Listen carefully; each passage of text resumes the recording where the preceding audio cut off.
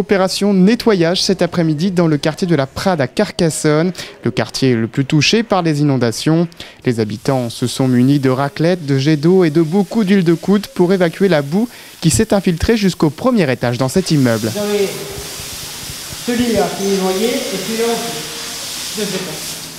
Tout le rez-de-chaussée. Regardez, c'est monté, regardez. Regardez. C'est pas de blague. Hein. Ça fait que 2 fois. Hein. C'est ça. 2 fois qu'on est inondé ici, en 15 mois à peu près. C'est ça. Voilà. Renettoyage et...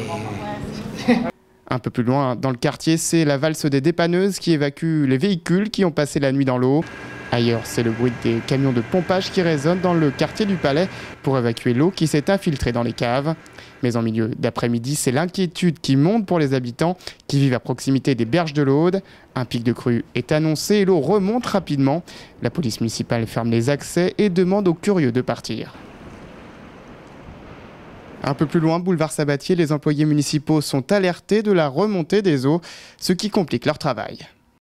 Donc nous on a commencé depuis 14 h l'après-midi hier et on a fini à minuit et une autre équipe a pris à 23 h jusqu'à 6 h du matin et de nouveau on est en rotation pour le nettoiement et tenir assez propre.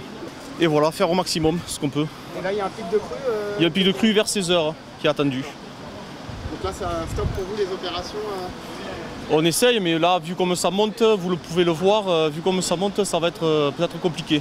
Une remontée des eaux qui a inquiété les bénévoles de la Croix-Rouge, dépités par la situation. Leur local a été inondé 2 fois en 1 an et demi. Et hier soir, l'eau est montée jusqu'à 1,60 m à l'intérieur de la maison. Mais leur priorité n'était pas au nettoyage, mais à secourir la population, nous ont-ils confié. Depuis 18h30 ce jeudi soir, la décrue s'amorce. Cet après-midi, le sentiment des habitants des bords de l'Aude oscillait entre colère et lassitude face à ces inondations à répétition.